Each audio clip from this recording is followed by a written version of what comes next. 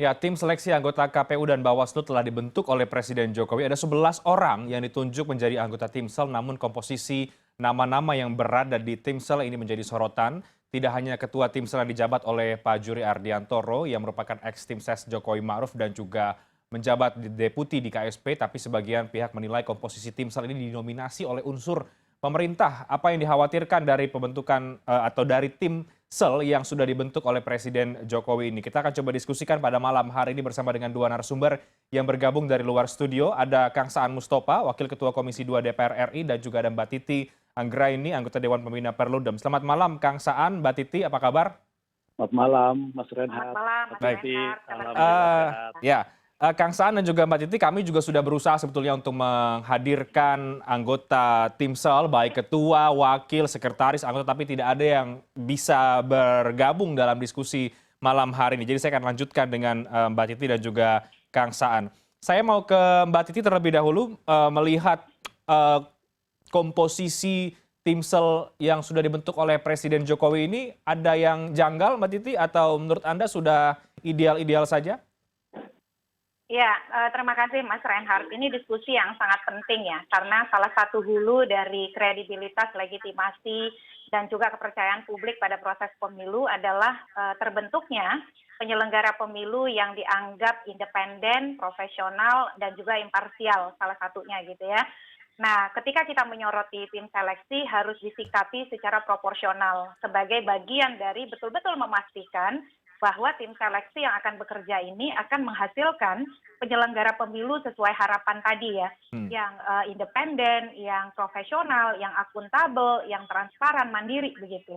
Nah, kalau dari sisi komposisi timsel, kalau kita lihat kombinasi latar belakang, memang sebenarnya oke gitu ya. Ada kombinasi antara mantan penyelenggara pemilu, ahli hukum, ahli politik, teknologi informasi, manajemen, kepemimpinan, dan seterusnya. Karena memang kolektif kolegialnya KPU itu harus ditopang oleh kerjasama tim yang baik begitu ya, yang memerlukan kompetensi-kompetensi dengan pendekatan latar belakang tadi.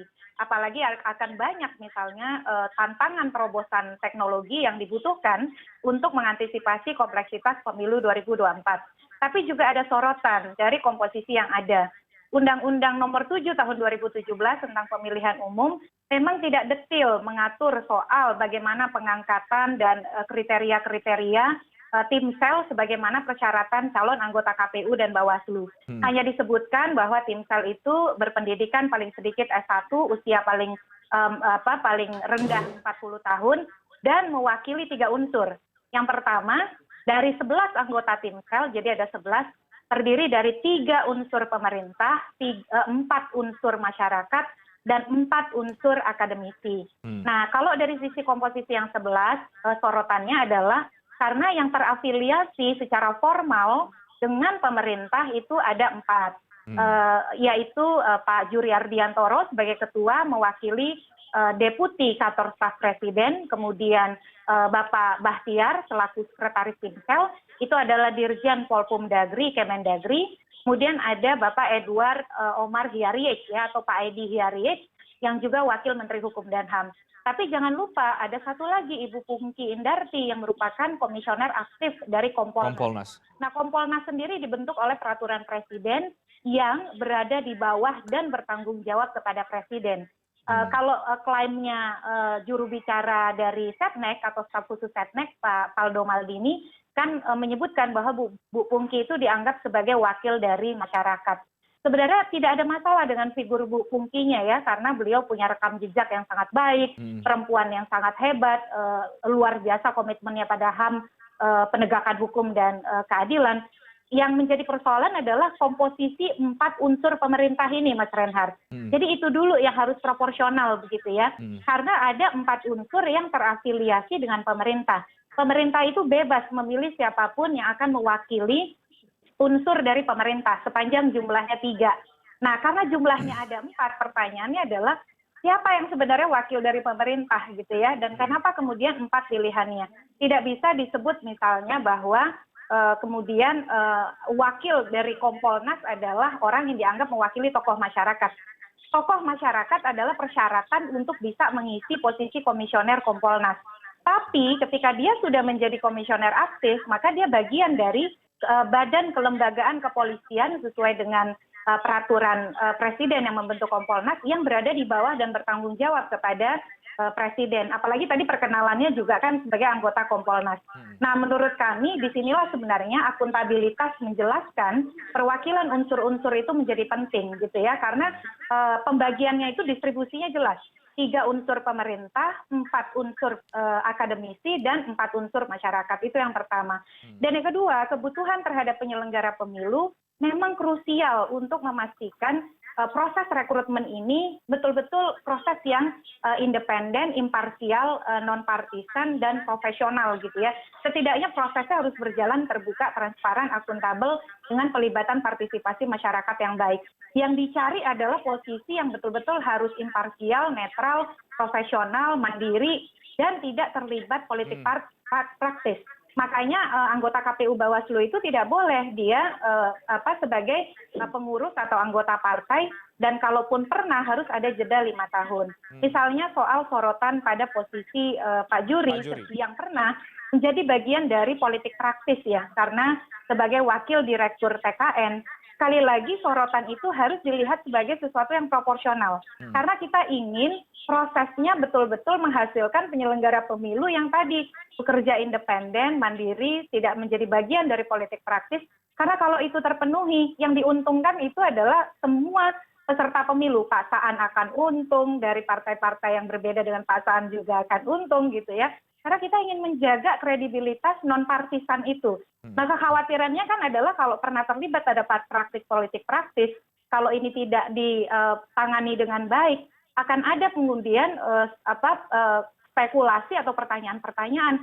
Apakah betul-betul nanti prosesnya itu tidak akan tertarik pada kepentingan-kepentingan praktis gitu ya. Ini saja sih yang mestinya perlu dijelaskan, dan concern ini kan bagian dari partisipasi aktif publik untuk betul-betul mengawal supaya nanti peserta pemilu publik mendapatkan penyelenggara sesuai dengan apa yang dikehendaki konstitusi dan undang-undang, kemandirian yang utuh, profesionalisme yang baik, dan betul-betul keberpihakan pada demokrasi dengan kepatuhan, ketaatan pada regulasi yang ada. Begitu kira-kira Mas Reinhardt. Oke, menarik Mbak Titi. Kita coba dengar apa pernyataan dari Pak Juri ya, yang juga menegaskan bahwa Timsel ini akan transparan, imparsial, dan juga independen. Kita coba dengarkan pernyataan dari Ketua Timsel, Juri Ardiantoro.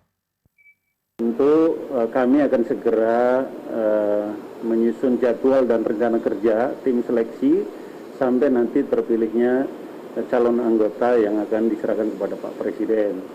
Kami semua punya komitmen yang sama di tim seleksi untuk bekerja secara terbuka, transparan, dan tentu saja imparsial, ya, independen, untuk meyakinkan kepada masyarakat, kepada publik bahwa kami bisa bekerja dengan baik sesuai dengan apa yang diperintahkan oleh undang-undang. Baik, Kang Saan, bagaimana nih Kang Saan? Apa yang tadi disoroti oleh Mbak Titi dan juga mungkin kekhawatiran sebagian pihak ya? 1, komposisinya 4 pemerintah informal. Satunya lagi ini ya bisa dibilang juga bagian dari pemerintah begitu karena komisioner Kompolnas. Yang kedua adalah soal posisi orang-orang yang kemudian terlibat atau pernah terlibat dalam politik praktis yang justru menjadi ketua dari Timsel untuk menentukan anggota KPU dan juga Bawaslu. Pengawasan dari Anda, Komisi 2 bagaimana Kang Saan? Ya, tentu yang pertama kalau Timsel itu kan memang dibentuk sesuai untuk kewenangan pemerintah ya, dengan berpedoman pada Undang-Undang Nomor 7 2017. Tentu apa yang disampaikan oleh Mbak Titi tadi itu juga kan harus menjadi catatan buat pemerintah, dan juga tentu juga itu nanti menjadi catatan dan masukan bagi para anggota Timsel. Jadi menurut saya kekhawatiran dan keraguan terkait dengan komposisi Timsel itu nanti ya dijawab ketika dia mampu merekrut calon-calon komisioner baik KPU Bawaslu yang tadi diharapkan oleh Mbak Titi. Memang dalam undang-undang keterwakilan 3 unsur itu kan jelas, 3 dari pemerintah, 4 dari masyarakat, 4 dari akademisi. Dan memang ini perlu pemerintah jelaskan juga yang mewakili pemerintah ini siapa saja. Kan jelas yang jelas-jelas itu kan ada Pak Bahtiar, dia Dirjen Polhum di Kemendagri, ada Wamen Kumham itu Pak Edward, terus juga ada Pak Juri di KSP, dan kalau tadi ada Kompolnas dan sebagainya. Ini kan sebenarnya bukan keraguan terhadap individu. Pak Juri pernah menjadi komisioner KPU, bahkan jenjangnya jelas. Pernah menjadi komisioner KPU di provinsi, bahkan komisioner KPU di RI. Pasti memahami secara detail dan punya keterampilan dalam teknis kepemiluan. Itu sebenarnya tidak diragukan. Yang diragukan kan soal posisi Pak Jurinya. Tadi apakah dia mewakili pemerintah satu, dan juga ada keraguan karena Pak Juri pernah menjadi bagian dari tim ses. Walaupun nanti di 2024 yang akan datang, posisi Pak Jokowi bukan lagi sebagai yang ikut bertarung kan gitu loh, tentu mungkin. Tapi kalau hal seperti itu sekali lagi pasti harus jadi catatan.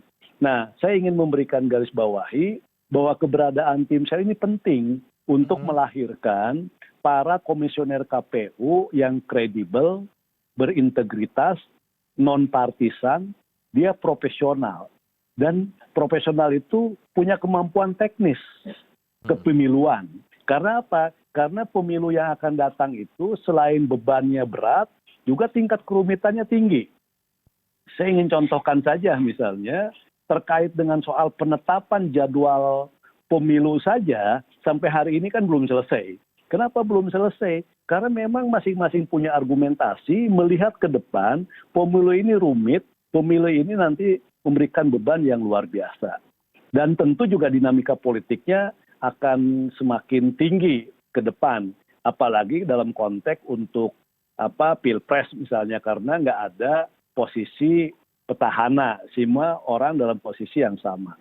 Jadi kredibilitas, integritas, yang kedua juga profesional itu menjadi hal yang penting. Karena Undang-Undang Dasar mengamanatkan bahwa KPU itu adalah lembaga mandiri. Maka harus dijaga oleh orang-orangnya yang punya kemandirian yang tinggi kan gitu loh, yang tidak mudah terintervensi oleh kekuatan politik manapun. Nah, tim sel untuk melakukan rekrutmen tadi dengan ada tadi kekhawatiran dan sebagainya, maka harus dijawab dengan tadi transparan dalam soal rekrutmennya. Dari mulai pengumuman ke publik, terus juga siapa yang mendaftar, dan harus diberikan akses seluas-luasnya publik untuk mengetahui siapa yang mendaftar untuk KPU, siapa yang mendaftar untuk Bawaslu, dan publik diberikan kesempatan untuk melakukan tracking terhadap mereka semua. Dan tentu juga tim sel harus terbuka terhadap semua masukan itu. Itulah yang saya katakan transparansinya. Yang kedua harus akuntabel, bisa dipertanggungjawabkan. Karena memang ini penting. Jangan sampai nanti hasil dari seleksi ini menjadi persoalan di kemudian hari. Begitu dimasukkan ke DPR, nanti banyak penolakan. Dianggap ini nama-nama ini partisan, punya keterkaitan dan sebagainya. Karena kita ingin nanti di KPU itu menghilangkan asal-usul golongan tuh, asal-usul ormas dan sebagainya. Kita melihat misalnya hari ini tarik-menarik kepentingan ormas itu besar sekali. Ini real lah ya. Ini Mbak Titi mungkin paham lah ya. Ya ini real, tarik-menarik kepentingan asal-usul mereka. Dari mana asal-usulnya, ormas mana, dan sebagainya. Nah, hal-hal seperti ini, itu harus dimulai, itu dihilangkan ketika dari mulai proses rekrutmen oleh pansel. Ini akuntabilitasnya. Jadi transparansi, akuntabilitas, profesional, dan tentu juga yang namanya tim sel, itu harus benar-benar mandiri juga. Oke. Itu penting menurut saya catatan-catatannya. Ya, baik. Kang Saan, oke secara teknis nama-nama yang masuk ini memang pasti sudah berpengalaman ya. Tadi juga Mbak Titi sudah katakan ini bukan soal personalnya, tapi kemudian komposisinya ini, Kang Saan, ada khawatiran bahwa ini syarat akan kepentingan, bisa diintervensi dan lain sebagainya. Apakah Anda tidak melihat bahwa ada kecenderungan ke arah sana kalau kemudian ketua Timselnya atau komposisinya banyak diisi oleh unsur pemerintah, apalagi yang pernah juga terlibat dalam politik praktis? Ya menurut saya gini, pertama pemerintah memang ketika mengumumkan 11 timsel, itu kan nama-nama itu tidak diberikan penjelasan. Misalnya Pak Juri ini mewakili mana, Pak Ibu Pongki mewakili siapa, yang jelas-jelas mewakili anggaplah akademisi itu jelas, misalnya ada Pak Profesor Hamdi Muluk, orang tahu semua, dia akademisi dan sebagainya. Tapi yang masih agak, kan banyak juga tokoh masyarakat menjabat posisi-posisi di pemerintahan di BUMN, ada komisaris misalnya kan, ada staf khusus dan sebagainya. Kalau kita tracking itu tadi. Nah, pemerintah harusnya juga menyampaikan si A ini mewakili apa kan gitu loh. Misalnya di situ Pak Bahtiar jelas Dirjen Polhum mewakili pemerintah dari Kemendagri dan sebagainya. Nah, itu nanti yang harus disampaikan kepada publik sehingga publik bisa menjelaskan, oh 3 dari pemerintah ini namanya ini. Kalau sekarang tadi istilah Mbak Titi ada 4. Dari 4 ini siapa yang mewakili pemerintah kan gitu loh. Jangan sampai nanti menyalahi undang-undang. Karena undang-undangnya tegas. 3 pemerintah, 4 akademisi, 4 masyarakat. Nah, mewakili akademisi itu siapa? Jadi jangan sampai ada satu orang mewakili 2 kepentingan. Kepentingan pemerintah dan kepentingan masyarakat misalnya. Atau sebaliknya, kepentingan pemerintah juga kepentingan akademisi misalnya kan gitu loh. Nah, hal ini juga harus ditegaskan oleh pemerintah, sampaikan ke publik.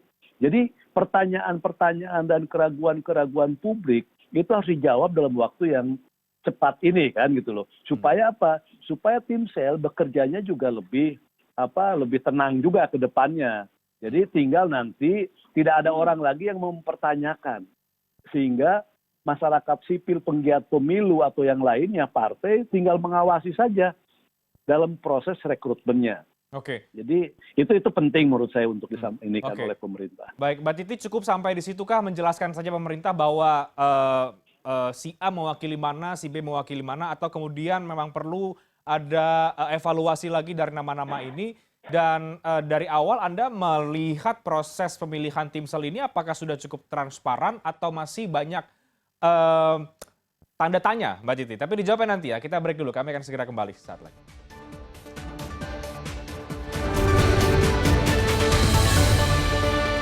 Oke, Anda kembali bersama kami di CNN Indonesia Newscast. Tadi sudah banyak membahas juga dengan Mbak Titi dan juga Kang Saan. Saya ke Mbak Titi lagi. Mbak Titi, tadi yang Kang Saan soroti adalah pemerintah memang perlu untuk menjelaskan komposisi ini mewakili siapa-siapa saja, mewakili kalangan yang mana. Karena kan sesuai dengan undang-undang tadi ada 3 dari pemerintah. Tapi memang secara teknis orang-orang ini yang kemudian dipilih memang tidak diragukan lagi sesuai dengan kapasitas masing-masing. Mbak Titi, apakah memang cukup sampai di pemerintah menjelaskan saja ke 11 orang ini sebetulnya mewakili unsur yang mana, atau memang lebih jauh ini perlu dikaji ulang lagi, Mbak?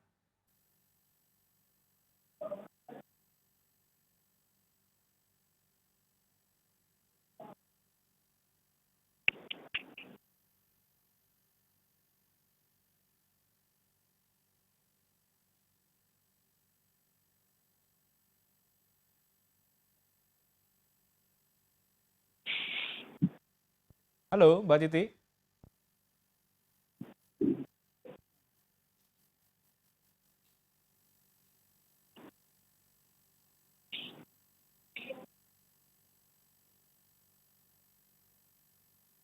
Baik.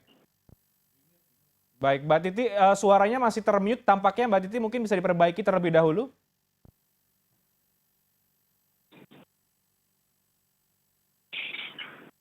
Oke, tampaknya masih termute suara Mbak Titi, jadi kita alihkan dulu ke Kang Saan. Halo Kang Saan, bisa mendengar suara saya, Kang? Iya, Mbak Serhat. Oke, baik. Mbak Titi kita tahan dulu ya, karena tampaknya suaranya masih termute. Saya ke Kang Saan lagi. Kang Saan, ke depan apa yang dikhawatirkan kemudian dari sebagian masyarakat sipil ini, bagaimana harus menjawabnya dari pemerintah menurut Anda? Ya, pertama tentu pemerintah harus memberikan sebuah jaminan bahwa nama-nama yang sudah pemerintah tunjuk dan umumkan ke publik, bahwa mereka benar-benar akan bekerja secara profesional, transparan, akuntabel dan Nah, ini mati. mandiri. Bisa Dan dibantu? juga pemerintah tidak akan mengintervensinya terhadap nama-nama nanti yang akan dikirim ke DPR sebanyak 14 untuk komisioner KPU dan 14 untuk komisioner Bawaslu.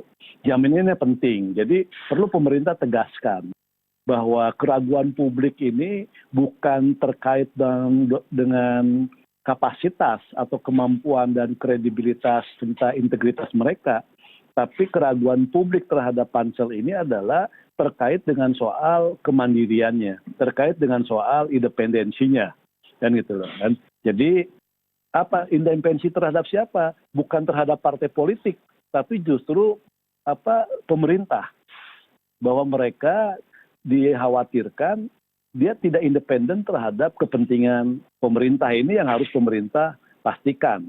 Karena kalau dilihat dari sisi komposisi, itu tidak ada yang terkait sama sekali dengan partai politik. Justru keraguan publik itu kan bahwa apakah mereka benar-benar benar-benar mandiri, benar-benar mereka akan mampu independen terhadap campur tangan pemerintah ini, satu ya. Bisa dilihat dari situ tadi, Pak Juri yang hari ini kepala staf deputi di KSP, yang kedua juga mantan tim sukses Pak Jokowi Ma'ruf Amin. Nah ini juga harus ditegaskan baik oleh Pak Juri sendiri maupun oleh pemerintah itu sendiri. Jadi nama-nama ini kan nggak mungkin juga misalnya udah dikirim diumumkan ke publik sudah mau bekerja, kita misalnya minta untuk dievaluasi kembali enggak. Tapi yang paling penting adalah jaminan dari pemerintah, yang kedua adalah kesanggupan dari mereka untuk benar-benar independen. Ini penting menurut saya. Anda yakin ke-11 orang ini independen, tidak akan diintervensi oleh pemerintah oleh kepentingan apapun? Kalau saya sih lihat misalnya dari ada nama-nama ya, misalnya Pak Juri kan juga pernah menjadi komisioner dan di KPU-nya lengkaplah dari daerah sampai ke pusat. Tentu bagaimana menjaga integritas dan kemandirian itu penting. Bahwa dia menjadi tim sukses, iya itu kan dulu. Bahwa dia sekarang mewakili pemerintah, tentu kemandiriannya juga akan terjaga. Kita juga tidak meragukan lagi independensinya Pak Chandra kan itu ya, Pak Chandra Hamzah, mantan komisioner KPK, mantan aktivis dan itu. Jadi dari sisi nama-nama sih orang-orang yang dari masyarakat dan sebagainya, saya cukup punya keyakinan bahwa mereka mampu akan menjaga integritasnya dan mampu menjaga kemandiriannya. Oke, Mbak Titi, kalau Kang Saan menyoroti bahwa dari nama-nama yang ini, 11 nama ini, Kang Saan yakin bisa menjaga integritas dalam menjalankan tugasnya. Apakah menurut Mbak Titi cukup sampai pemerintah perlu menjabarkan kembali kepada masyarakat sebetulnya ke-11 ini mewakili unsur yang mana saja, atau harus lebih dari itu untuk sekali lagi menjawab kekhawatiran dan kecurigaan mungkin bahwa tim sel ini memang dibuat dan juga rawan sekali untuk bisa diintervensi?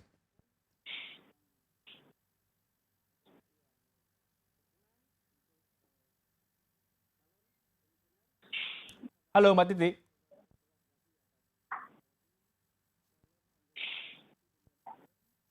Baik, tampaknya kembali ada gangguan komunikasi dengan Mbak Titi Anggraini. Kita kembali perbaiki. Jadi saya ke Kang Saan lagi kalau gitu. Kang Saan, kita ngobrol lagi karena Mbak Titi ada gangguan sementara ini. Kalau Anda yakin kemudian, tapi masih banyak sebagian kalangan yang menyoroti bahwa nama-nama ini terkesan kemudian bisa diintervensi.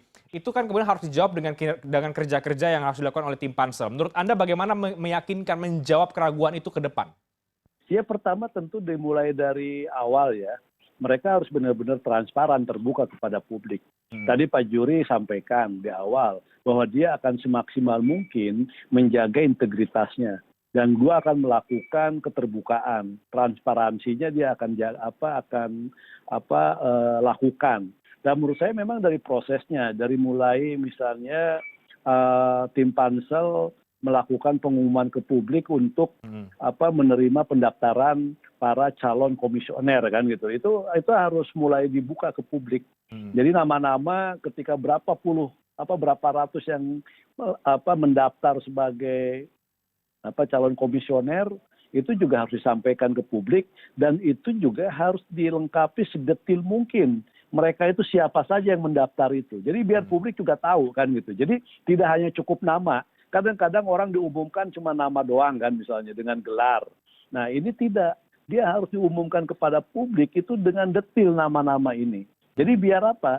Biar nanti publik bisa men-tracking bahwa dari awal pendaftaran nama-nama yang masuk memang sudah bisa memberikan harapan kepada publik bahwa nanti siapapun yang terpilih menjadi komisioner KPU maupun Bawaslu, publik yakin bahwa mereka bisa diandalkan, mereka mampu nanti melakukan tata kelola kepemiluan itu dengan baik, manajemen kepemiluan dengan baik, karena mereka mengerti tentang teknik kepemiluan, itu juga satu.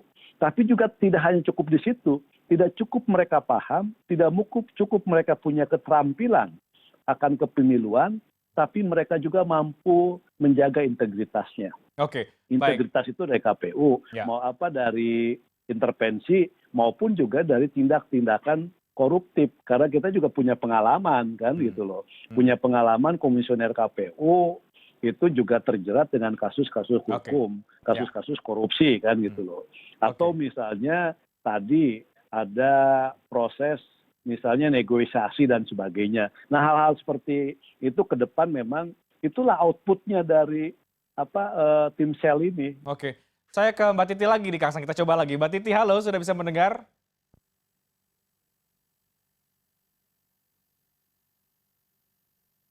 Baik, Mbak Titi, kita coba sapa lagi, apakah masih bisa? Tampaknya juga masih ada gangguan dengan Mbak Titi Anggraini. Saya break dulu deh, kalau gitu nanti kita akan kembali sesaat lagi, kita akan lanjutkan sambil memperbaiki audio dengan Mbak Titi Anggraini. Kami akan segera kembali sesaat lagi.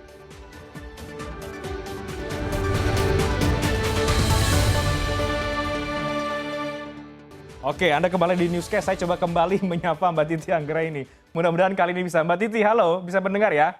Bisa mendengar suara saya? Bisa Mbak Titi. Ini mungkin karena Mbak Titi hari ini ulang tahun, jadi terlalu sibuk banyak yang mengucapkan ulang tahun. Mbak Titi, begini, tantangannya artinya bagi tim sel ke depan tidak hanya soal kinerja, tapi juga meyakinkan bahwa tim sel ini bisa bekerja secara independen dan tidak rawan diintervensi. Itu yang kira-kira mungkin akan menjadi gambaran atau seperti apa?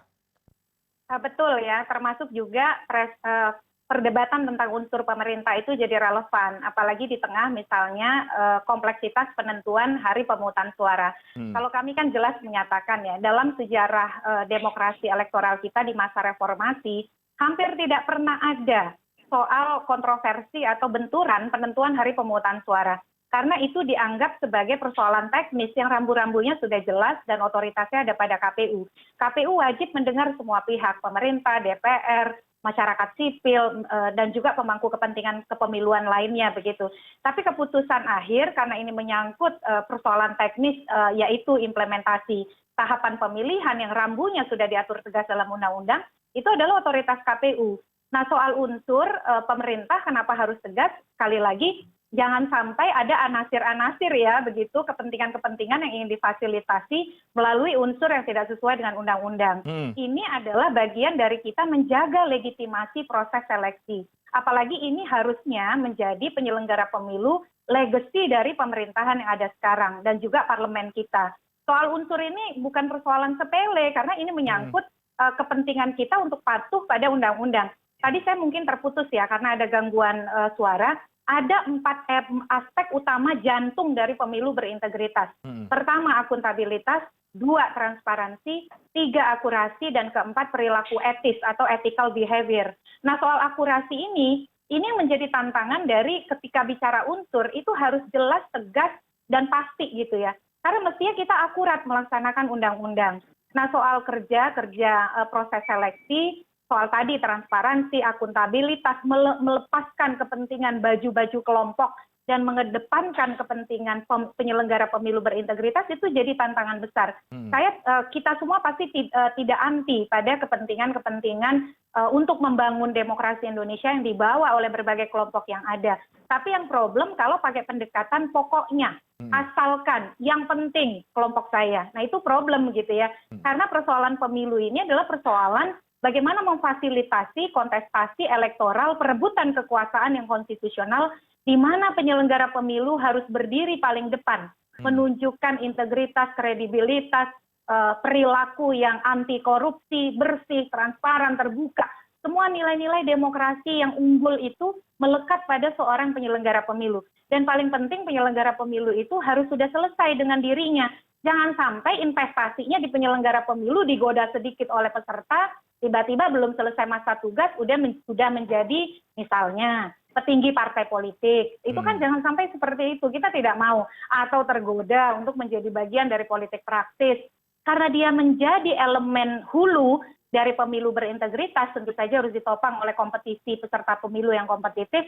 Makanya diskusi soal jangan sampai ada nasir partisan dalam proses rekrutmen itu menjadi sangat krusial, Mas Reinhardt. Jadi pahamilah ini bukan sebagai serangan kepada tim sel, tetapi ini bentuk dukungan pada proses seleksi yang kita yakin bahwa tidak ada intervensi di sini, tidak ada kepentingan untuk memuluskan agenda-agenda tertentu gitu ya, soal jadwal misalnya, ini contoh gitu ya, ini kan contoh saja, dan juga soal yang lain-lain.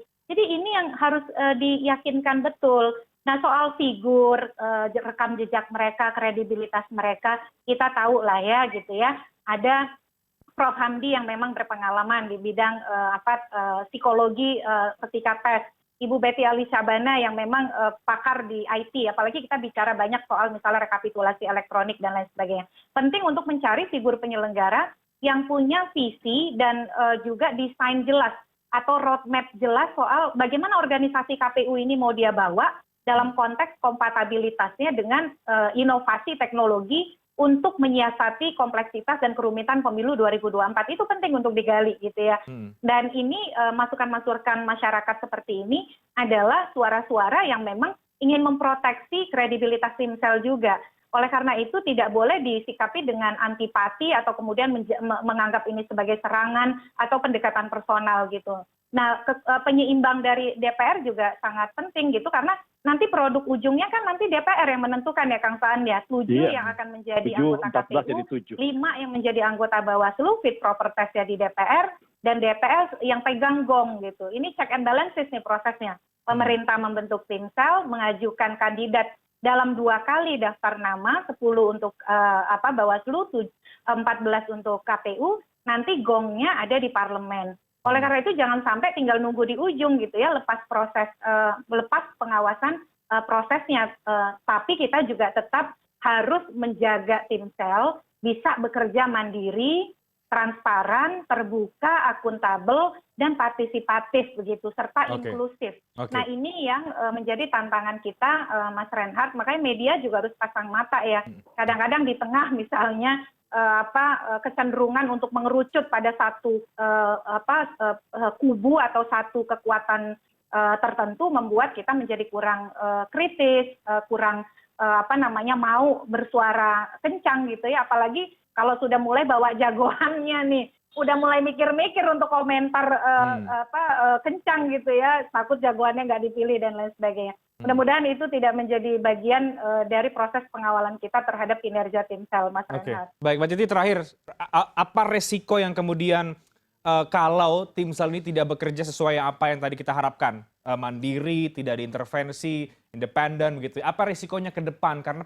Karena tim sel ini pasti sangat esensial sekali menentukan siapa-siapa yang akan nanti akan diseleksi. Kalau kemudian tidak sesuai dengan diharapkan, apakah pertaruhannya adalah lagi-lagi soal independensi pemilu kita, anggota KPU kita, atau bagaimana? Singkat, Mbak Titi.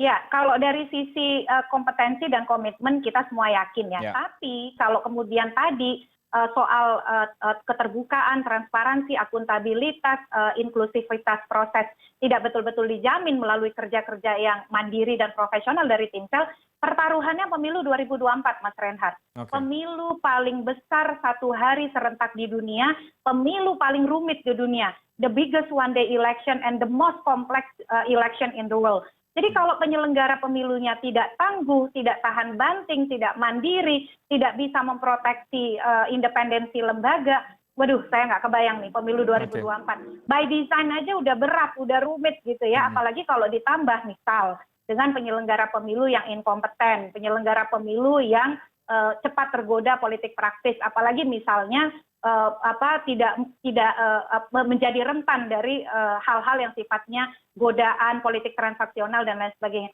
Jadi tantangan 2024 itu diuji pertama kali selain soal penentuan jadwal adalah di proses seleksi KPU Bawaslu ini. Jadi masa depan 2024 ada pada dua hal, proses seleksi yang menghasilkan penyelenggara pemilu yang tangguh, kredibel, dan berintegritas. Yang kedua, penentuan jadwal yang mengedepankan perspektif dan paradigma kemandirian penyelenggara pemilu, yaitu KPU kita. Kira-kira begitu, Mas Reinhardt. Baik. Mari kita pasang mata ke depan terhadap tahapan-tahapan ini dan sekali lagi kita berharap tentu Timsel bisa bekerja profesional dan juga menjaga integritasnya. Terima kasih banyak Mbak Titi Anggraini, Kang Saan Mustafa sudah bergabung dalam diskusi yang menarik pada malam hari ini. Selamat malam, sehat selalu.